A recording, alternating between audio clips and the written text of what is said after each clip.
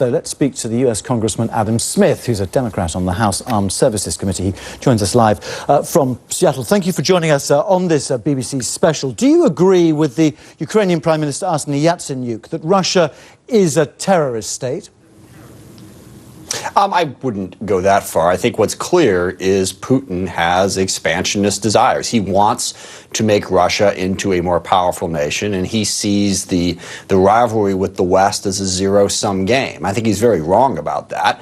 I think Russia would be vastly better off to look for ways to grow its ties with the West. In fact, that's what caused this split with Ukraine in the first place.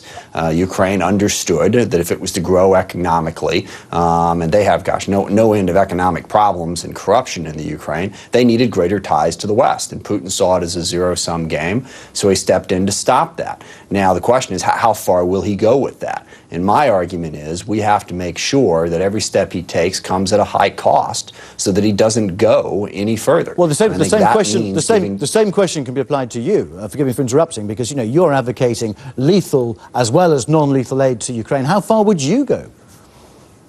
Well, I think we should help arm them. I don't know at this point, how far that would go, but we should give them military assistance so that, Putin can't just easily roll through eastern Ukraine the way he easily rolled into Crimea. And here we are helping a sovereign nation defend itself. And we're not using the U.S. military. No way we should do that. But Ukraine is a nation.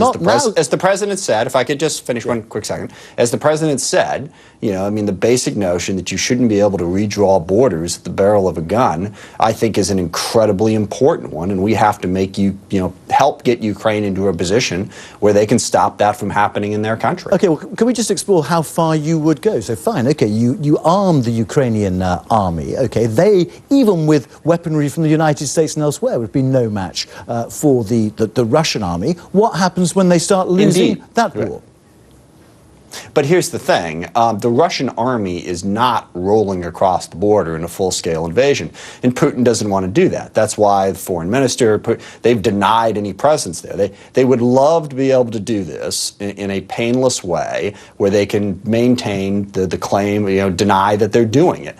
And they're not going to have the whole Russian army rolling into the eastern Ukraine. And the more expensive, the more difficult it is for them to meddle in the Ukraine, the less they're going to want to do it.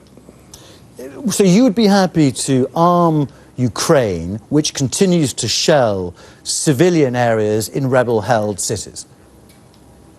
I think the country of Ukraine needs to be able to defend itself. Yes, war is, creates those problems, and I'm not saying that Ukraine is completely blameless, but look, can we agree on the basic principle that Ukraine is a sovereign nation, that Russia is trying to destabilize, and they deserve to be protected? I'm not going to defend everything the Ukrainian government did, but if we follow your train of logic, why do we care? Well, why are we putting economic sanctions on Russia? Why are we helping Ukraine at all? Well, if in fact Ukraine isn't worth helping. Well, I think they are worth helping, and if they're worth helping, then they're worth helping in a way that actually helps. Well, to follow my logic, isn't it better to be more honest with Ukraine and say, look, we'll do a bit to help you, but we're not going to make the ultimate sacrifice. We're not going to put troops on the grounds. We're going to try and squeeze Russia to help bring them away. Absolutely. But actually, you're on your own, guys, because, we're not going to commit any of our blood to this particular conflict.